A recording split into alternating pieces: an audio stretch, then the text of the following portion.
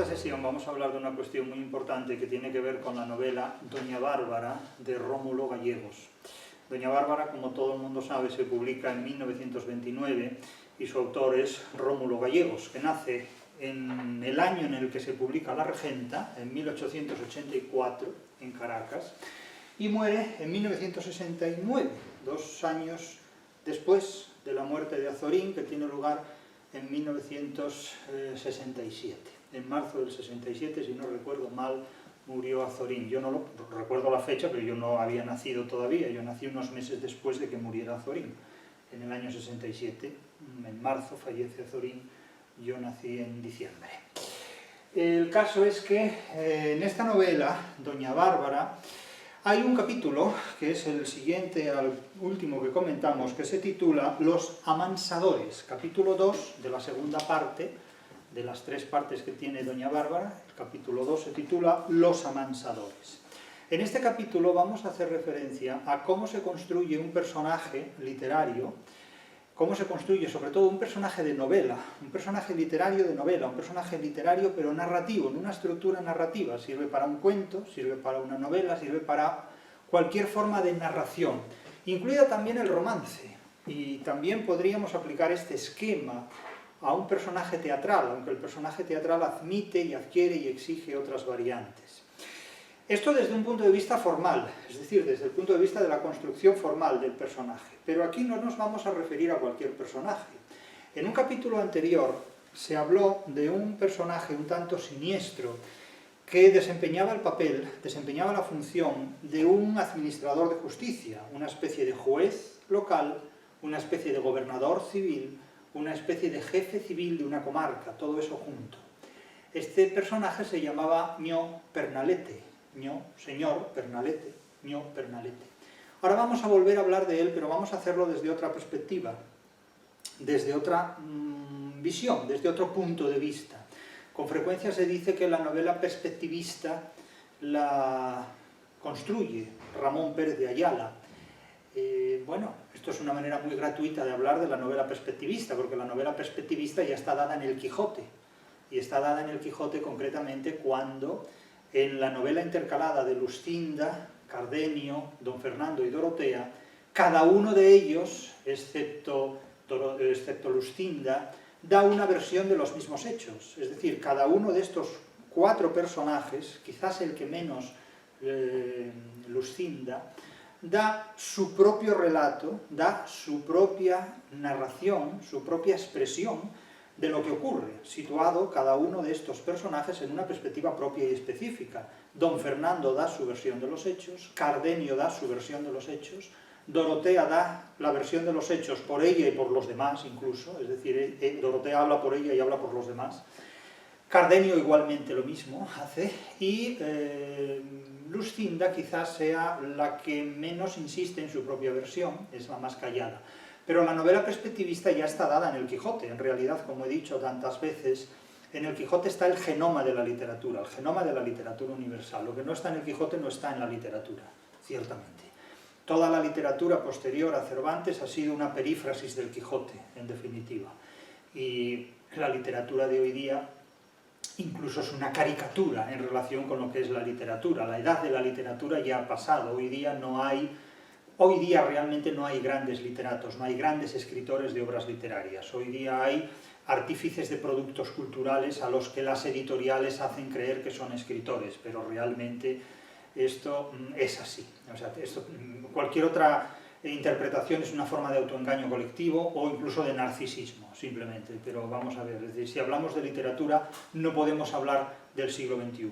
En el siglo XXI todavía no ha conocido la literatura, ha conocido intentos de hacer literatura, imitaciones de hacer literatura, productos comerciales, donde desde el punto de vista de la anglosfera se dice que esto es literatura. Bueno, en realidad esos son caricaturas, son expresiones caricaturescas por las cuales la gente pues, establece contacto, comunicación o simplemente se entretiene, pero la literatura es que es otra cosa completamente, y el que lo probó lo sabe.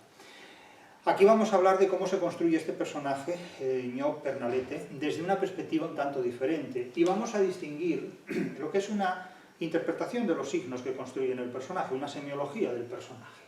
Todo personaje teatral, como toda persona, todo personaje narrativo, como toda persona, todo personaje literario, como todo ser humano, tiene un nombre propio. Un nombre propio o un nombre común, o mote, o apelativo, o hipocorístico, que últimamente se llama nick. Pero toda la vida se llamó mote, apelativo o hipocorístico. Un nombre común que funciona como propio y que asegura el conjunto de referencias semánticas que se dicen sobre esa persona. Sabemos de quién hablamos porque hay un nombre en quien identificamos todo lo que se dice acerca de un personaje, ¿no?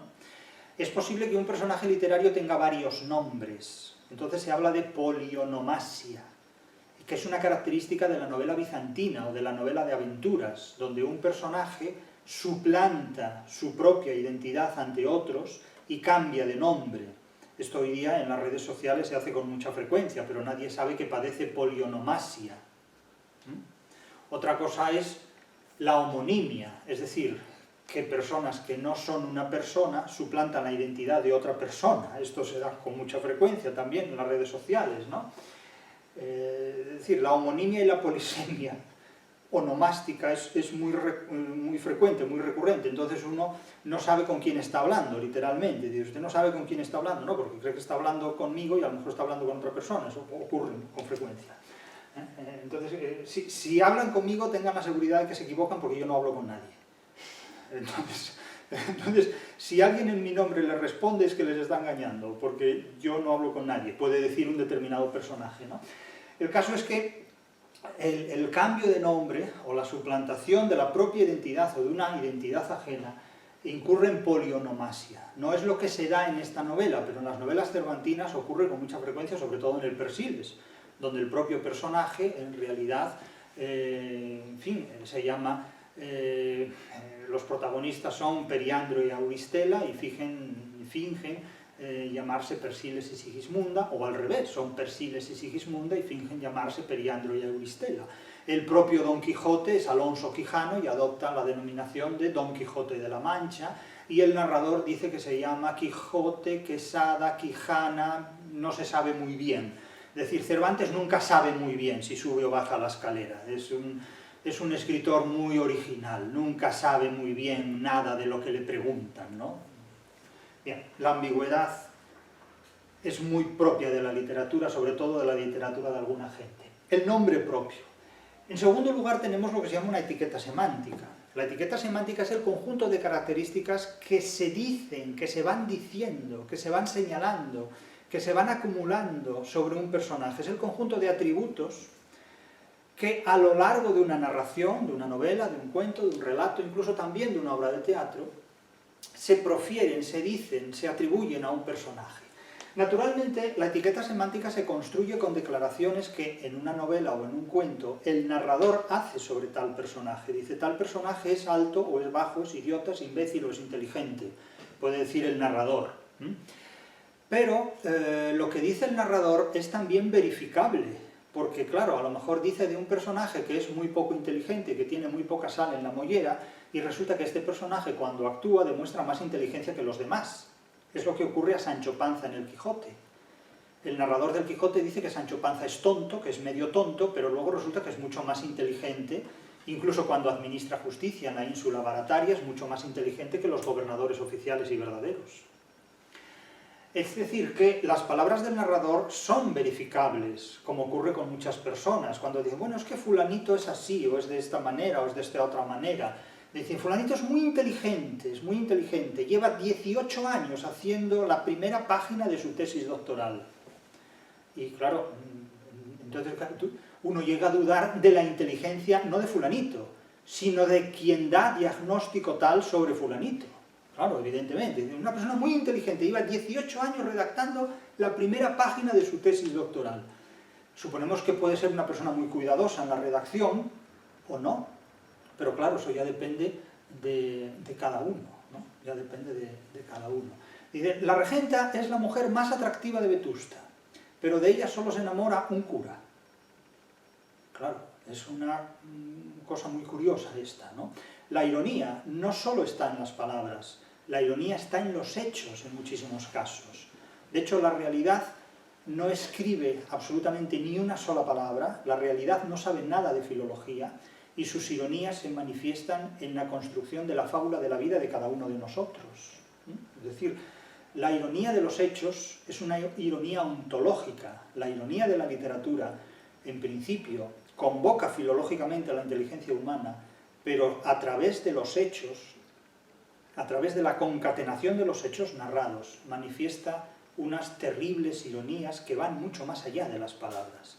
De hecho, en una obra como La Celestina, no hay nada más irónico que se necesite una intermediaria para que Calisto y Melibea se enamoren, aunque la enamorada es Melibea, no Calisto.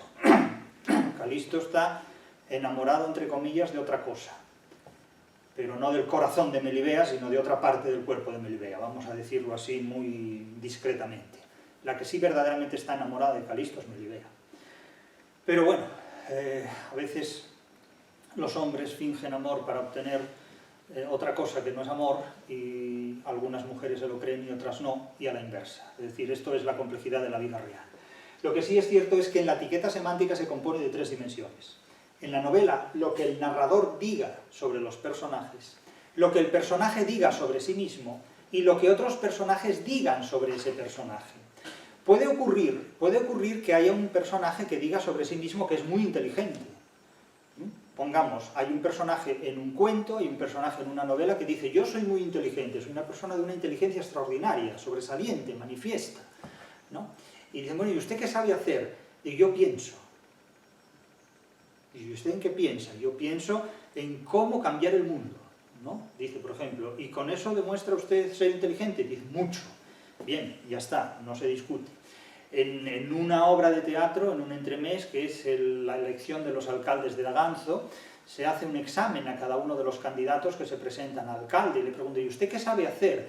Digo: pues yo sé hacer algo muy importante, y es que no escribo nada, porque no sé leer ni escribir, y eso es una gran cualidad, y no hay nadie en toda mi familia del que se pueda decir que haya sabido alguna vez leer ni escribir. Y dice: muy bien, ¿y con eso piensa ser usted alcalde? Y dice: pues pienso ser alcalde y senador romano, si hace falta. Porque el no saber leer ni escribir me preserva de tener problemas.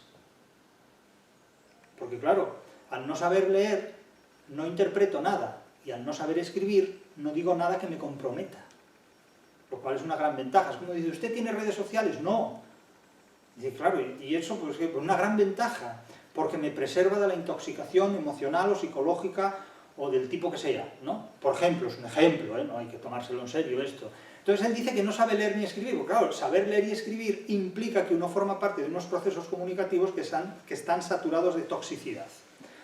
Entonces, claro, el mensaje es enormemente irónico, el mensaje resulta enormemente irónico en todos estos aspectos. Entonces, claro, del licenciado Vidriera, por ejemplo, otros personajes dicen que es sumamente inteligente, que es una persona de una inteligencia desbordante, que tiene una memoria prodigiosa, y cuando le preguntan quién es, dice que no se acuerda.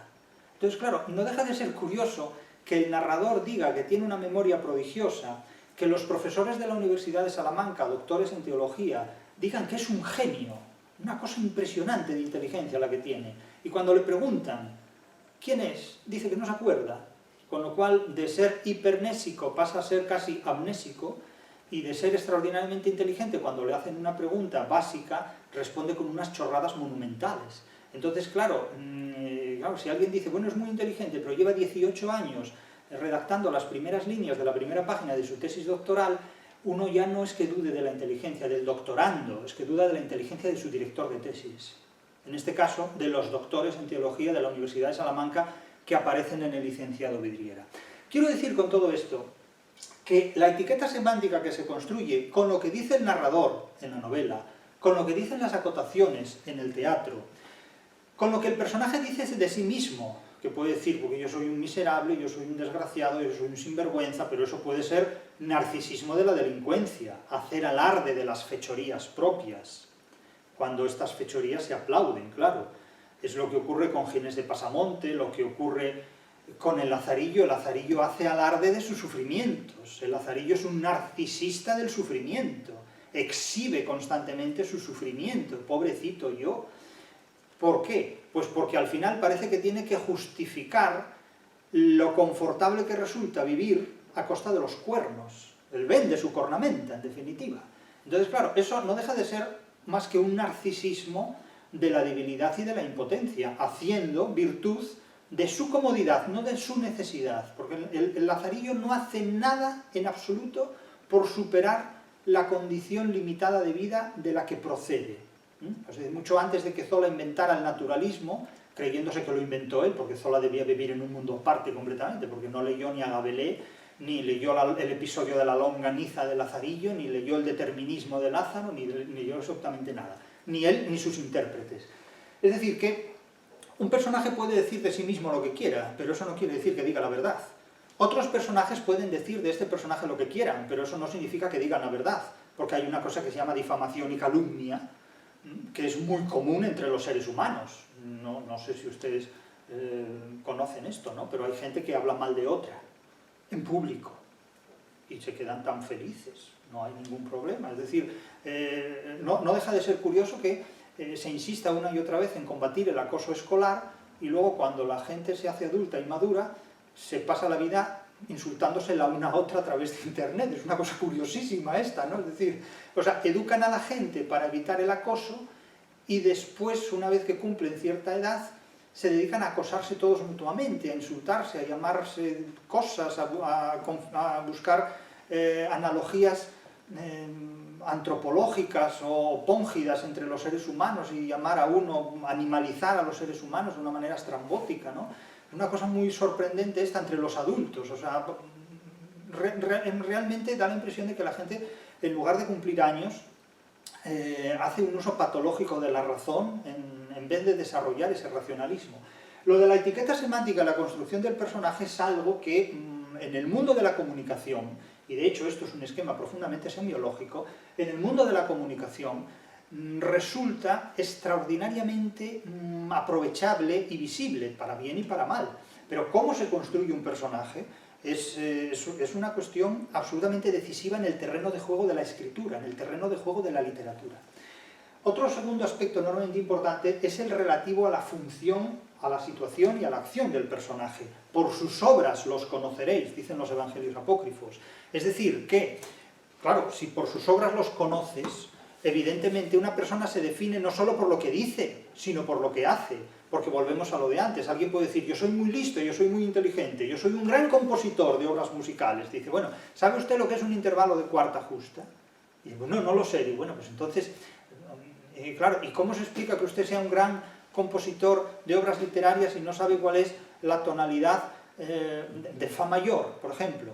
Dice, bueno, pues estoy aprendiendo todavía. Bueno, entonces usted será un buen estudiante, pero no diga todavía que es que yo merezco el premio Nobel. ¿De qué? De literatura. Bueno, pero ¿usted qué ha escrito? ¿Las memorias de Churchill o ha escrito canciones como Bob Dylan? Porque claro, depende, ¿no?, de cómo quiera esto, ¿verdad?, etcétera. Dicen, bueno, pues, en fin. Entonces, claro, por sus obras los conoceréis. Lo que hace un personaje en una novela, la acción que protagoniza, que ejecuta, de la que es causa un personaje en una novela o de la que es consecuencia, naturalmente va a determinar mucha información, mucha de la información de la que disponemos acerca de ese personaje en una novela. Alguien puede ser causa desencadenante de determinados hechos. Edipo en la tragedia mata a su padre, se acuesta con su madre, mata a Layo, su padre, se acuesta con su madre, etc. Yocasta.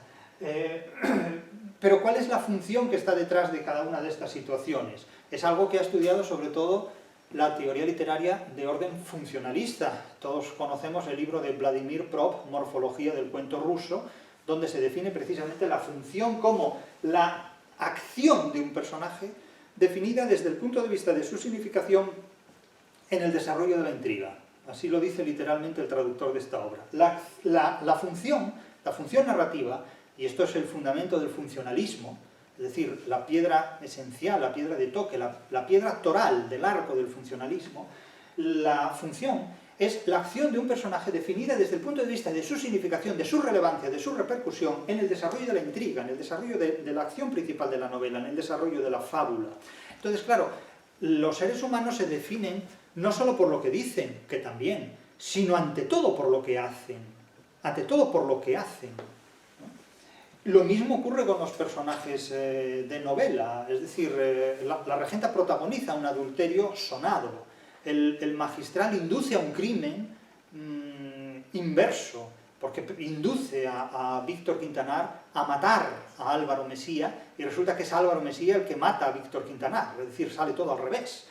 En fin, en el caso que aquí nos ocupa, en el caso de Doña Bárbara, la función fundamental que se toma como referencia es combatir la barbarie a través de la civilización. Y de hecho el sujeto protagonista, Santos Luzardo, tiene como objetivo civilizar la vida en los llanos de la Venezuela en la que él vive, en la que él habita.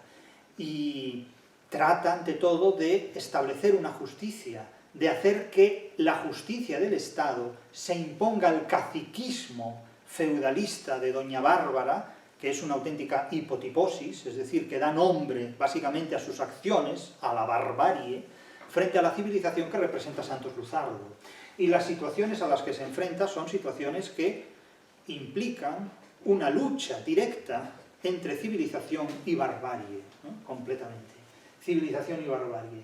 Y esa es, digamos, la función principal de la acción de la novela, que pone el dedo en la llaga de la barbarie, pone el dedo en las llagas de la barbarie, que son varias.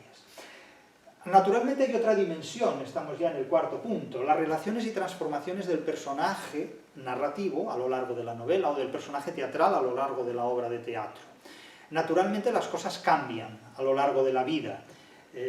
Unos días llueve, otros días hace sol, es decir, el cambio en el clima, ¿no? Por ejemplo, siempre hay un cambio climático. No entraremos en polémicas ahora mismo, de si hay una parálisis climática, etc. Pero es difícil que haya también en la vida una parálisis. Los días son distintos unos a otros, la gente cambia, no somos los mismos ahora que hace 30 años, evidentemente. No somos los mismos ahora que hace 50 años. Y no seremos los mismos ahora que dentro de 100 años, porque estaremos pelados y calvos. Todos. Como diría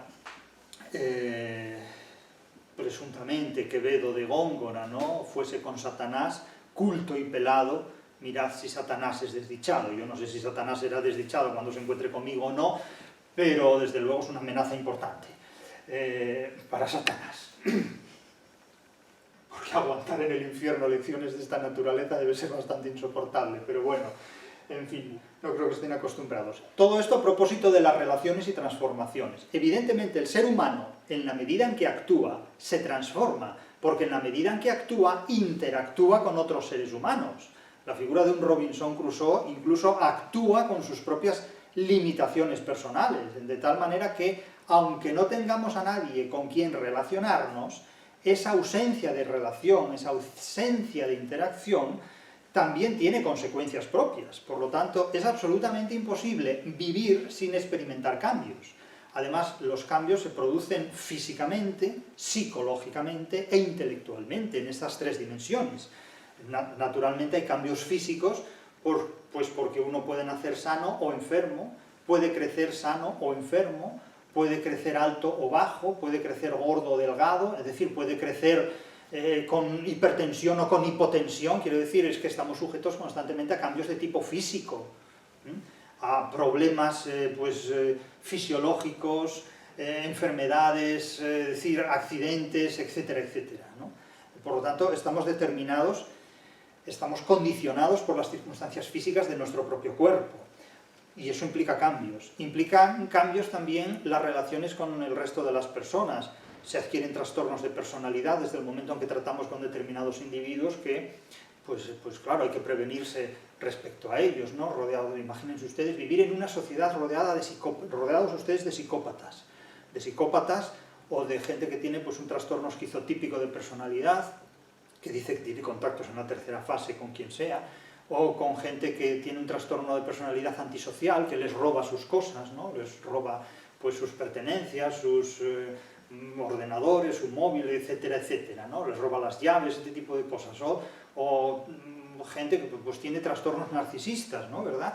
Yo no sé si conocen ustedes a alguien que tenga trastornos narcisistas, pero claro, como es una cosa de la que se habla por todas partes, pero no se quiere ver en ninguna, pues, en fin, etcétera, etcétera. Entonces, claro, los problemas psicológicos que cada día parecen estar más desarrollados, los problemas psicológicos, no tanto la psicología, los problemas van por delante, pues esto también son factores de cambios, evidentemente, porque tengas en cuenta que los trastornos se adquieren, no se nace con ellos.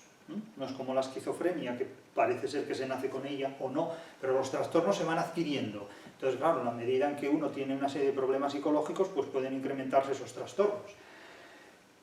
Y esto supone transformaciones. Una relación implica siempre una transformación. Hay relaciones que empiezan muy bien y que acaban como el rosario de la aurora. Menos frecuente quizás sea lo contrario, relaciones que empiecen mal y acaben bien, etcétera, etcétera. Cada uno pues, sabe lo suyo, sabe de lo suyo. Lo mismo le ocurre a los personajes literarios. Mantienen entre sí una serie de relaciones que mejoran o empeoran. La relación de Ana Ozores con el magistral don Fermín de Pas empieza relativamente bien y acaba pues fatal. Acaba muy mal, acaba acaba en una tragedia en realidad. La relación de Ana Ozores con Álvaro Mesía pues acaba en un crimen terrible, etcétera, etcétera. Y así ocurre con numerosos aspectos. La relación entre Santos Luzardo y Marisela acaba en matrimonio, acaba en un enlace matrimonial, acaba en boda. Y la relación de doña Bárbara con su hija Marisela casi acaba en un homicidio, en el sentido de que la madre casi está a punto de matar a su propia hija de un tiro, está a punto de pegarle un tiro. Por lo tanto, hay que estudiar esas relaciones, y el ser humano es la suma de sus diferentes relaciones y transformaciones. No vale simplemente interpretar el papel de una persona tomando como referencia una relación o un cambio en sus relaciones, sino que hay que ver cómo se ha comportado esta persona. Claro, los psiquiatras naturalmente, si se sirvieran o si se sirven, que seguramente lo hacen desde otros presupuestos, de este tipo de esquemas, naturalmente pueden hacer una semiología de las formas de conducta humana muy desarrollada, seguramente, y seguro que lo hacen, aunque desde un criterio que no es el de la semiología literaria, pero es que la narración a la que se enfrenta un psiquiatra cuando examina a un paciente es el de un discurso, que no digo yo que el paciente recite su vida como si te recitara una décima calderoniana o una octava real, no, naturalmente, y no digo que los pacientes suelten ante el psiquiatra un discurso literario, ¿no? Evidentemente, pero bueno, de todo hay, de todo hay. Yo nunca fui a ninguna consulta psiquiátrica, pues tengo curiosidad. No para soltar décimas calderonianas o octavas reales, pero bueno, tengo mi curiosidad. Otro aspecto importante, el intertexto literario y el contexto social. Todo personaje literario se sitúa en un intertexto literario. ¿Qué quiere decir esto? El intertexto es la relación que se da entre dos o más textos que presentan entre sí características comunes. Un personaje literario que goza de un amplio intertexto literario es el Don Juan. El Don Juan de Tirso, en Don Juan o el convidado de piedra, es una obra de teatro que crea la figura del Don Juan, que después ha tenido un amplio desarrollo en otras obras literarias, como el Don Juan de Molière, el Don Juan que aparece en novelas como Fortunata y Jacinta, cuyo protagonista se llama Juanito Santa Cruz, el Don Giovanni de Mozart, incluso el Don Juan de Max Frisch en la literatura alemana, el Don Juan de Torrente Ballester, es decir, es un personaje que tiene un intertexto literario muy dilatado. Otro personaje que tiene un intertexto literario muy dilatado es la figura de la Celestina que nace con Rojas y que tiene antecedentes en las literaturas clásicas y en la comedia clásica y grecolatina, pues desarrolla también un papel enormemente importante. Hoy día ya no hay Celestinas como en el siglo XIV o XIII, como la trotaconventos que puede haber en el libro de Buen Amor. Hoy hay otros procedimientos más sofisticados, que yo no sé si van del matchmaker al Badoo o el Tinder o cosa de esta, ¿no? Pero son procedimientos celestinescos de otro modo, ¿no? De otro modo, menos literarios, no sé si más o menos prácticos, eso ya no lo sé. Pero, bueno, en fin, el intertexto literario. Es decir, que un personaje se sitúa en un intertexto literario que tiene una arborescencia, que tiene una genealogía, unas causas y unas consecuencias muy amplias y muy dilatadas. Este es el secreto de la literatura comparada, es una de las claves de la literatura comparada. Es decir, el nacimiento, el desarrollo que a lo largo de la geografía y a lo largo de la historia de las literaturas tiene un personaje, ¿no? Naturalmente, el personaje del llanero pues tiene una concomitancia en muchos aspectos con el gaucho, y naturalmente tiene también una concomitancia muy importante incluso hasta con la literatura de los descubridores y de los cronistas. Es decir, no deja de ser un aventurero en muchísimos aspectos.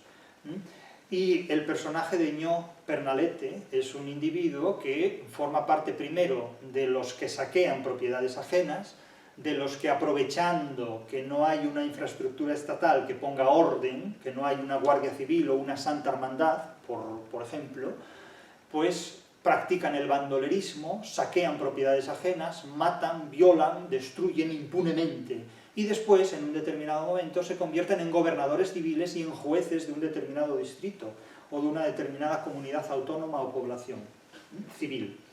Ese es el intertexto literario y el contexto social también. Es decir, el intertexto literario sería el domicilio literario de un personaje y el contexto social sería la actividad laboral de un personaje, por así decirlo, ¿de acuerdo? Y luego tenemos las transducciones literarias de un personaje, es decir, el conjunto de interpretaciones que los críticos literarios han ido haciendo a lo largo de la historia de un personaje literario, ¿no? Cómo han interpretado a Doña Bárbara los diferentes críticos literarios que se han enfrentado a ella. Pues los hombres han hecho de Doña Bárbara una serie de interpretaciones que a veces no siempre coinciden con las interpretaciones que han hecho las mujeres. Pocas mujeres se han enfrentado a Doña Bárbara desde el punto de vista de la crítica literaria, naturalmente. No se trata de entrar en la novela y atizarle a Doña Bárbara, a ver quién se atreve a enfrentarse a Doña Bárbara. Entonces los hombres ante Doña Bárbara, por lo que yo he leído en crítica literaria, muestran una admiración, incluso hasta parecen dejarse seducir por la propia Doña Bárbara, delatan cierta curiosidad por haber conocido a Doña Bárbara. A Doña Bárbara no hay nada que conocer en Doña Bárbara. Doña Bárbara es un auténtico esperpento, vamos.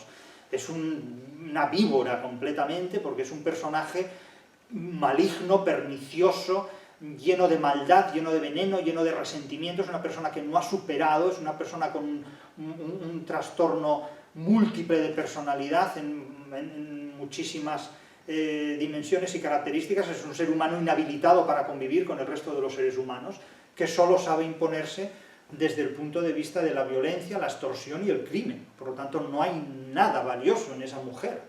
Pertenece en todo caso al intertexto de las mujeres virago de la literatura, como puede ser Bernarda Alba o Doña Paula en La Regenta, la madre del magistral, y figuras de esta naturaleza. Es decir, son auténticos monstruos encarnados en la figura de una mujer, cuyo antecedente pues, se encuentra pues, precisamente pues, en la Medusa de Gorgon, y que el psicoanálisis dirá que si son mujeres castradoras y no sé cuánto más. Bueno, el psicoanálisis a sus cosas, ellos entretenidos en lo suyo y en esos trastornos alucinógenos de interpretación literaria, porque en definitiva el psicoanálisis aplicado a la literatura no deja de ser una suerte de alucinógeno, ¿no? Realmente, porque vamos, uno empieza a ver apofenias y pareidolias en la literatura que acabamos identificando en el cuerpo de un rinoceronte pues la figura del teorema de Pitágoras, por ejemplo, ¿no? No sé si por la hipotenusa y los catetos del cuerno o por lo que quieran, pero desde luego hay gente que cuando llega a la literatura después de haber viajado en el tren del psicoanálisis es como si protagonizara una sesión de espiritismo. O sea, es una cosa genial para entretenerse un rato. O sea, si han pasado un día muy agobiante trabajando y tal, luego escuchan una interpretación psicoanalítica de una obra literaria, de un poema, y bueno, ya de por sí eso es más estimulante todavía que el poema, en definitiva. Entonces, mucho cuidado con las interpretaciones literarias o con las traducciones que se hacen de los personajes literarios. Aquí vamos a hacer la nuestra. Y ustedes verán lo que les parece. Vamos a este capítulo. El capítulo se titula Los amansadores. Este es un capítulo muy complicado, muy complicado no desde el punto de vista de la interpretación, sino desde el punto de vista de la comunicación. Es un capítulo tremendamente machista, porque aquí hay una animalización en virtud de la cual Rómulo Gallegos identifica a Marisela con una yegua, con un caballo. Esto puede resultar naturalmente muy ofensivo, pero tengas en cuenta que uno de los primeros autores que identifica la pasión femenina con las yeguas es Federico García Lorca, que no es precisamente un autor nada sospechoso de machista, y sin embargo lo era en grado sumo, porque Federico García Lorca en realidad exalta la figura del hombre, la figura del varón, y del varón viril, del varón muy macho, como es Pepe el Romano.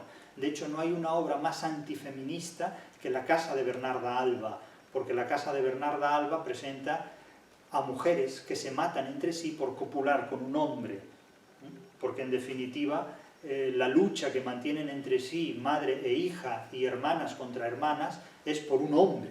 Es decir, para ellas lo más valioso que hay es un hombre, de tal forma que lo que ignora sobre todo Bernarda Alba es que las mujeres condenadas a vivir sin la satisfacción sexual de un hombre solo pueden causar una tragedia. La ausencia del hombre solo puede provocar una tragedia. Este es el mensaje de La casa de Bernarda Alba, que es una casa sin hombres.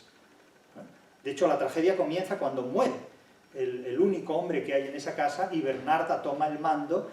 Bernarda conduce el desenlace a una tragedia por impedir a sus hijas el amor legítimo y la sexualidad legítima. Es decir, no hay mayor tragedia que la negación de la sexualidad. Eso es lo que plantea, y que la negación de la satisfacción de la sexualidad masculina para una mujer. Eso es lo que plantea realmente Lorca en La casa de Bernarda Alba. Y en esta novela, en este capítulo, se plantea una relación también entre la pasión de Marisela y la pasión biológica que puede tener un caballo, una yegua en este caso, una especie equina, a la que se la denomina la catira. La catira, con todo lo que esto va a significar, por lo que voy a decir inmediatamente, y la mayor parte de quienes han leído la novela lo saben.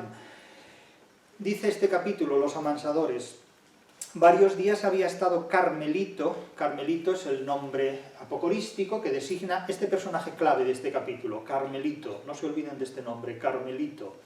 Este diminutivo, afectuoso, cariñoso, de alguien que de diminuto tiene poco. Varios días había estado Carmelito poniéndole un veladero a la catira. La catira es el nombre que tiene esta yegua, una potra joven, una potrilla joven, todavía no domada, es un caballo medio salvaje todavía, del atajo del Cabos Negros, de una determinada finca. Bien, entonces Carmelito se hace con la catira. Es un caballo que está medio abandonado, medio salvaje, es una yegua jovencita y decide domesticarla, decide amansarla, de ahí el capítulo de Los amansadores. Es un caballo silvestre, es un caballo salvaje. Pero la catira es también el título de una novela de Camilo José Cela, una novela muy especial de Camilo José Cela, que le fue encargada por el dictador de Venezuela, Marcos Pérez Jiménez, intencionadamente para que sirviera de parodia a Doña Bárbara de Rómulo Gallegos. Es decir que Camilo José Cela, aceptó cobrar un dinero por escribir una novela por encargo titulada La catira, en la que de alguna manera, por encargo del dictador Marcos Pérez Jiménez, se parodiara la obra de Rómulo Gallegos, Doña Bárbara.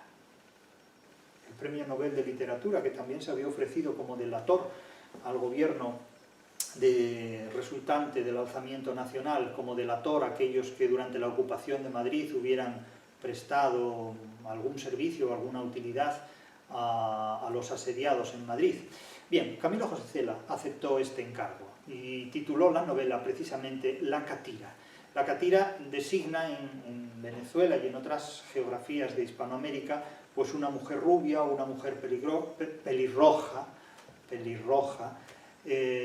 y joven. En definitiva, la catira es lo que designa en este contexto. Aquí se va a establecer una relación, un símil entre una simbología, una alegoría entre la juventud indómita de Marisela y la juventud indómita de la catira, en la figura de la yegua, en una imagen, por otro lado, muy lorquiana. Piénsese que la novela es de 1929 y que Lorca es contemporáneo también a esto. Es decir, en aquel entonces las comparaciones animales y florales, fáunicas y vegetales, entre seres humanos y plantas o animales, tenían no el sentido negativo que puedan tener hoy. Lo mismo ocurre con Valle Inclán, pero en Valle Inclán ya hay un sentido mucho más degradante, porque se habla precisamente de tirano banderas como un lechuzo que está puesto en la luz de una ventana, etcétera, etcétera. Tienen en el esperpento la animalización es degradante, aquí la animalización es erótica. Es el caballo como alguien, cuando en la propia Bernarda Alba se dice que el caballo cuando se le deja suelto venía a la puerta de mi casa, siempre es el caballo en la montaña, ¿no? de Lorca, en el verde que te quiero ver, de joven que te quiero joven. Pero aquí Carmelito se introduce como un personaje que va a domar a la catira, porque claro, laborioso fue el amansamiento, porque la catira tenía un corcoveo jacheado. Un corcoveo es un trote difícil de controlar, es decir, que era un caballo salvaje, bastante salvajillo, y no se dejaba domar fácilmente, se resistía. Que había de ser muy de a caballo para mantenérsele encima, es decir, tenías que ser un jinete muy veterano para poder domar a la catira sin que te tirara. Pero bestia que amansara Carmelito, por bellaca que fuese, bellaca tiene el sentido de bravo, en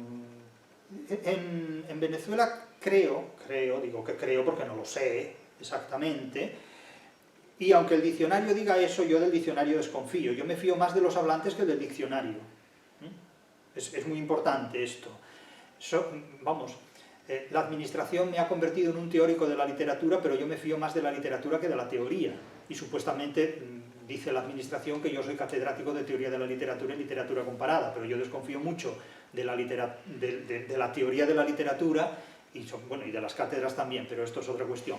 Lo que sí desconfío sobre todo es de la teoría de la literatura. Me fío más de la literatura. Entonces no confío en el diccionario, sino que confío en los hablantes, que son los que hacen el diccionario, aunque entre los hablantes y el diccionario se interpongan, como no, los académicos. Pero esto ya, no es que uno no se fíe o no de los académicos, es que no los tiene en cuenta directamente. Nos atenemos al diccionario del que desconfiamos y confiamos en los hablantes. No para darles la razón, sino para prestarles atención, que son cosas diferentes.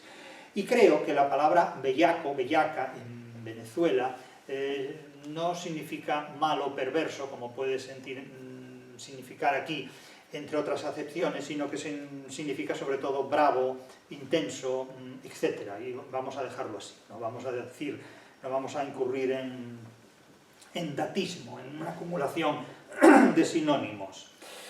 Por bellaca que fuese, quedaba como una seda, suave y blanda de boca. Nótese que aquí está todo muy aterciopelado. ¿Cómo va la catira, Carmelito? Solía preguntarle Luzardo. Y Carmelito dice, ahí anda, doctor, y está cogiendo el paso. ¿Y a usted, cómo le va en lo suyo?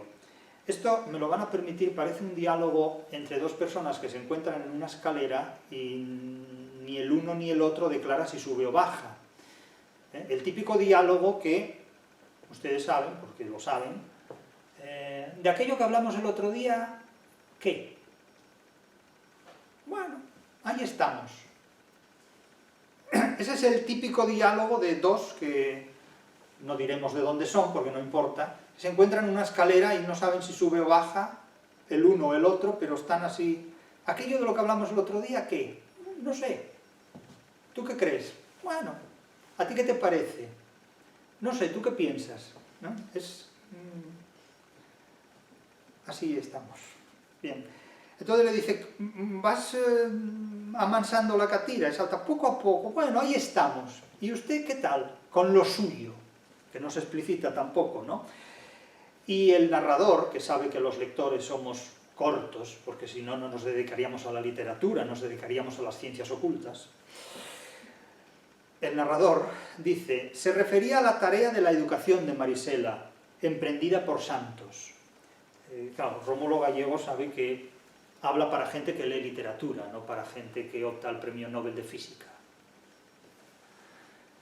Que luego leen literatura y se preguntan por qué se cuentan mentiras y cosas así, vamos. Pero bueno. También Marisela tenía su corcoveo jacheado, dice Rómulo Gallegos en funciones de narrador. en funciones de narrador que construye la etiqueta semántica. No porque le costase trabajo aprender, es decir, era inteligente, pero, ¿cuál es la adversativa? Sino porque de pronto se enfurruñaba con el maestro. Claro, enfurruñarse con el maestro, pues los maestros sabrán, y los discípulos también. Déjeme ir para mi monte otra vez, y aquí se cede la palabra a una secuencia dramatizada, ¿no? Déjeme ir para mi monte otra vez. Vete pues, le dice Luzardo, pero hasta allá te perseguiré diciéndote, no se dice hallé, sino hallé o encontré, no se dice aguaite, sino mire, vea, escuche. Es que me sale sin darme cuenta, mire pues lo que me encontré, curuteando, registrando por ahí, ¿no le parece bonito para ponerlo con flores en la mesa, etcétera, etcétera? Y dice él, el florero no es bonito propiamente, y salta, no ve, ya sabía yo que iba a encontrar algún defecto. Entonces, bueno, presenta una escena costumbrista de cómo él trata de enseñarle a ella a hablar correctamente. Bien, pero esto vale para la época, porque hoy día, si alguien trata de enseñar a otra persona a hablar correctamente, la discípula le va a decir que está reprimiendo su personalidad. Entonces, claro, depende en qué época estemos hablando de educación, la educación puede utilizarse como un instrumento de civilización o como un instrumento de represión.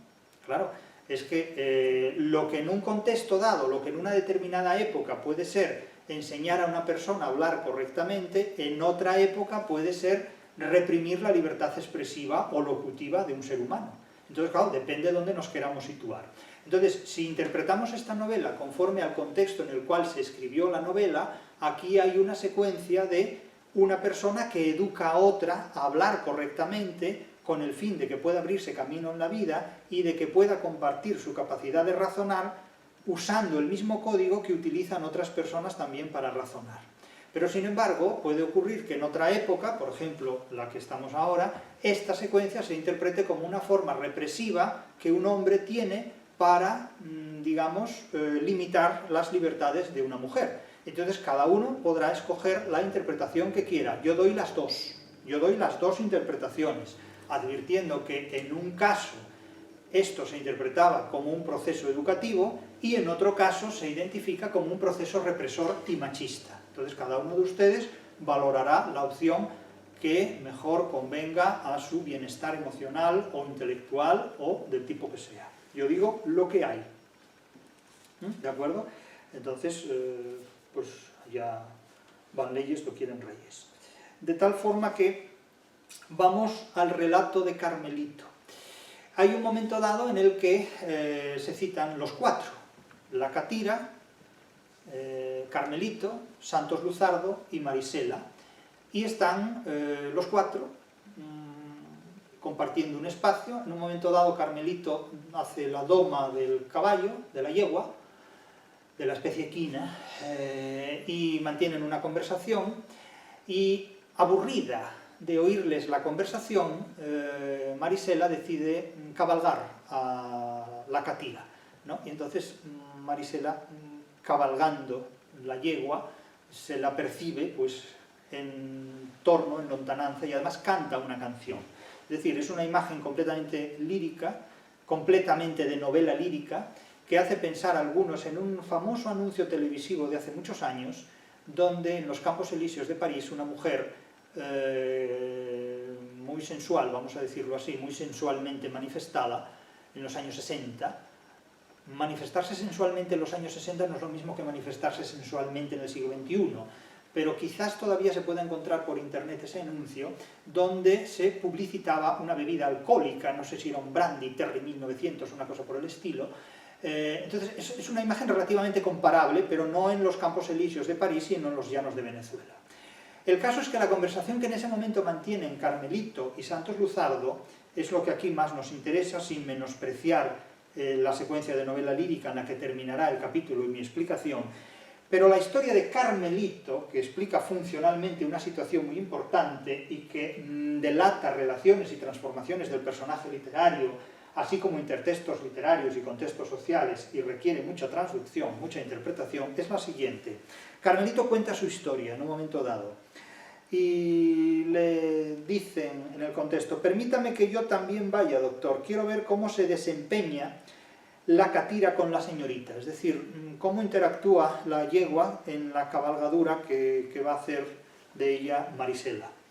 Porque una cosa son las bestias con uno y otra con las mujeres. Entonces, él intuye que la catira va a tener una buena relación con Marisela, pero que, bueno, por si acaso quiere observarlo, no vaya a ser que haya un accidente o que haya alguna incidencia, ¿no? La razón era aceptable, pero no era la que verdaderamente movía a Carmelito a quedar a solas con Luzardo. Carmelito quería hacer una confesión, quería hacer una declaración. Aquí nos encontramos con el género de la literatura confesional, de la literatura declarativa. Por el camino, dándole conversación, Santos se empeñó en que acabara de franqueársele, es decir, a ver que acabe de decir lo que tenga que decir. Ya saben que gallo que no canta, algo apea en la garganta. Este gallo va a cantar lo que apea en la garganta. Antonio Sandoval no se cansaba de recomendarle a aquel hombre, y a él le inspiraba confianza. Pero durante largo rato solo logró arrancarle respuestas breves y secas. Gallo que no canta, algo apea en la garganta, pero lo va a soltar en breve. Por fin, a una pregunta de Santos, se resolvió la confidencia que hacía días quería hacerle. La confesión. ¿Qué es lo que confiesa Carmelito? Yo no nací peón, nótese el yo. Yo, señor, soy de Segovia. Dice el Buscón de Quevedo, el yo. Voy a hablar de mí. Yo no nací peón, doctor Luzardo. Fíjese que dice, yo no me considero esto o lo otro, como hay gente que dice, preséntate ante los demás. Dice, yo me considero una persona responsable y trabajadora. Pero vamos a ver, pero es que no es lo que tú te consideres, tío. Es lo que tú eres. Yo me considero un triángulo, porque tengo 5 vértices. Bueno, curioso, triángulo. Pero es que no importa, vamos a ver, no es lo que tú te consideres, es lo que tú eres. Yo me considero licenciado en Filología Hispánica. No, vamos a ver. Usted es licenciado o graduado o catedrático o sargento o comandante, pero o sea, no se puede considerar. Yo me considero teniente coronel. ¿Lo es o no lo es? Dejemos de consideraciones. Porque esta tendencia a presentarse curricularmente desde el punto de vista de lo que yo me considero es una cosa muy de moda, sobre todo en redes sociales, pero completamente improcedente. Es decir, si la gente pensara 2 veces lo que escribe, enmudecería durante unos años hasta que supiera realmente qué es lo que quiere decir. Yo no nací peón. Doctor Luzardo, mi familia era una de las mejores del pueblo de Achaguas, y en San Fernando y en Caracas mismo tengo muchos parientes que quizás conozca usted. Y citó varios, gente de calidad, en efecto. Mi padre, sin ser rico, tenía de qué vivir. Aquí parece que nos encontramos con una narración como la del cautivo en Cervantes, ¿no? Mi padre, sin ser rico, tenía de qué vivir. El hato del Ave María era suyo. Un día, tendría yo unos 15 años, cuando más, asaltaron el hato una pandilla de cuatreros, lo que Sarmiento en Facundo llamaría montoneros, es decir, bandoleros, criminales, salteadores de propiedades y caminos, ¿no? De las muchas que por entradas y salidas de aguas andaban por todo este llano, arrasando con lo ajeno. Esta es la herencia de Bolívar, básicamente, ¿no? El libertador. Venían buscando caballos, pero mi viejo, mi padre, los divisó a tiempo y me dijo, Carmelito, hay que sacar de carrera esos 40 mostrencos que están en la corraleja y esconderlos en el monte. Es decir, los caballos, hay que sacarlos ahí para que no nos los roben. Llévese los peones que estén por ahí y no regresen hasta que yo les mande aviso. Esto se lo encomienda a una criatura de 15 años de edad, como mucho. Imagínense ustedes hoy día encomendar a alguien de 15 años de edad, como mucho, que saque 40 caballos de una zona geográfica y los lleve a otra. Sacamos las bestias, después de haberlas amarrado a las colas unas ramas, para que ellas mismas fueran borrando sus huellas, y nos internamos en el monte, 3 peones y yo. Los 3 peones que serían de la edad del chaval, o poco más o menos. Pastoreando el bestiaje durante el día y velando en la noche, con el agua a la coraza de la silla, es decir, atravesando tremedales o zonas pantanosas en las que el agua llegaba prácticamente a la coraza de la silla, a la parte superior de la silla del caballo. Muchas veces porque aquel año fue bravo el invierno y casi todos los montes estaban anegados. Estuvimos durante más de una semana pasando hambre. Nos pegó la calentura y las picaduras de los pullones. Los pullones son una especie de zancudos, es decir, de mosquitos, algo así como monstruosos. Mosquitos del Pleistoceno, pero ahí a tu lado, ¿no? Una cosa así, pullones. Nos pusieron que no nos conocíamos unos a otros, de puro hinchadas que teníamos las caras. Y ya las bestias estaban flacas y cubiertas de mataduras. Mataduras son las lesiones que recibe una cabalgadura porque no se le quita la silla nunca de montar, porque no se la desembaraza de eso.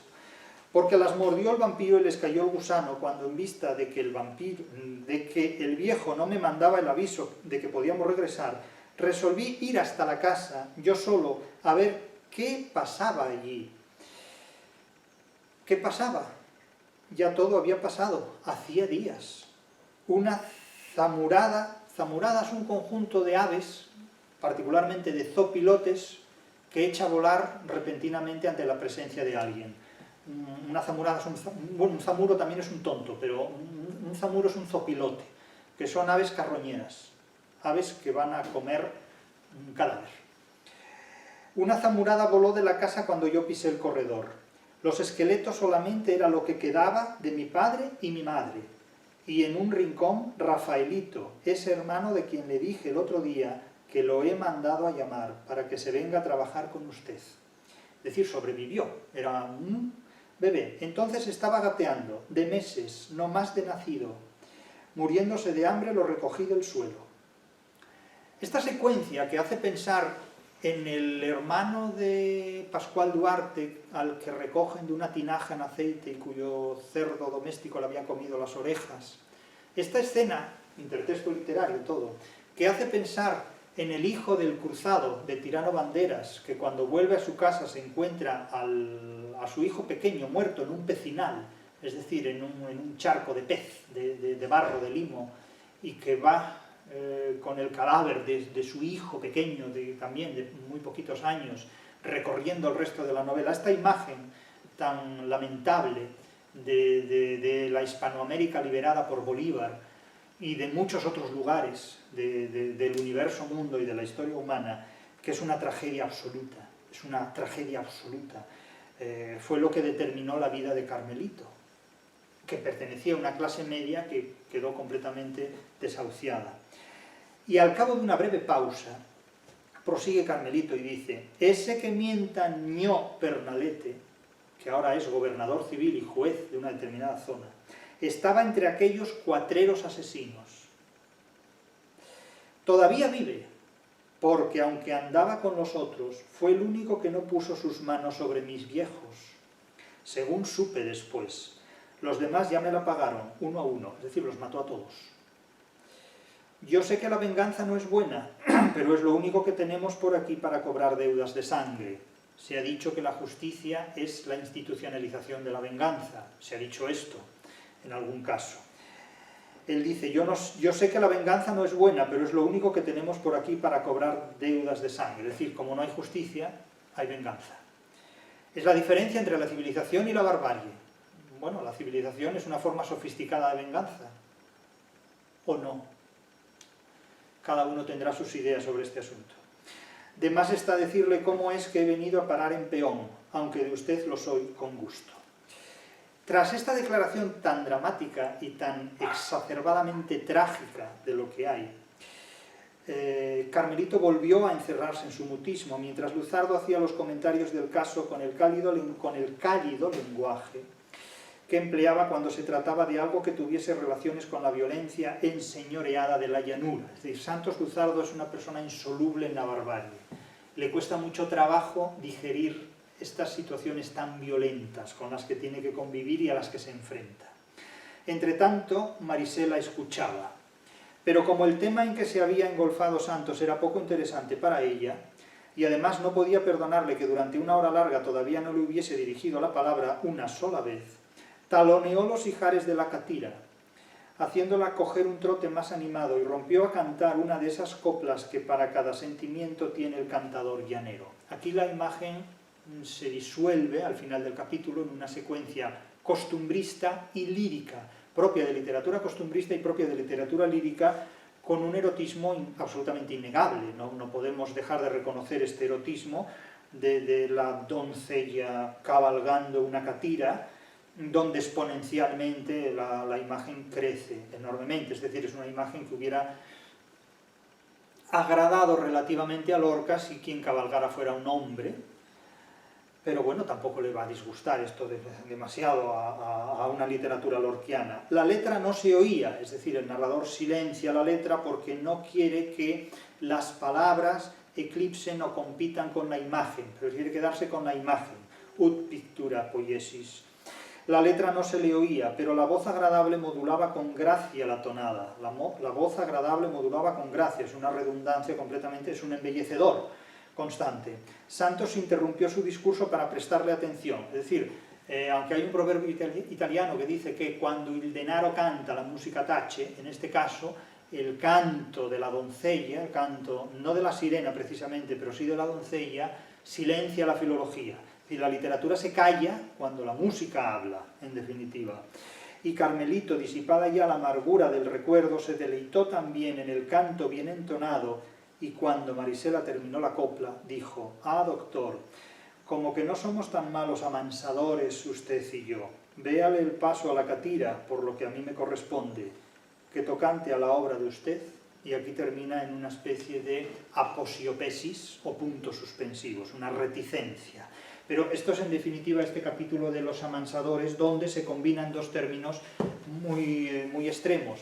Por un lado, el relato de la violencia de la historia de Carmelito, que remite precisamente a esa situación en la que la crisis política desemboca siempre en una crisis de violencias tremendas, en una dialéctica entre civilización y la barbarie, y después ese contrapunto, ese bajo continuo, ese acompañamiento que subraya toda la fábula de la novela y que va a terminar en una historia de amor, en una historia feliz, en lo que se llamaría hollywoodiensemente un happy end, que nada tiene que ver con el racionalismo anglosajón, si se permite el oxímoron, racionalismo anglosajón, sino precisamente en un idealismo muy hispano-grecolatino. En este punto sí hay un idealismo muy claro, porque una novela de estas dimensiones y de esta intensidad violenta no puede tener este final feliz.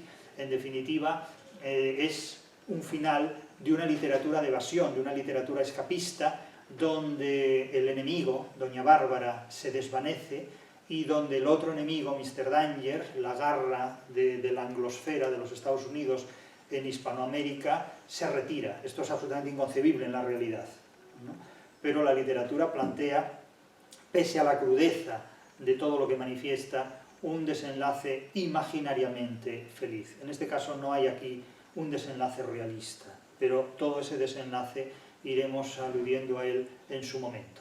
Por esta vez tenemos que detenernos aquí, en una imagen completamente lírica y costumbrista de Marisela cabalgando la catira.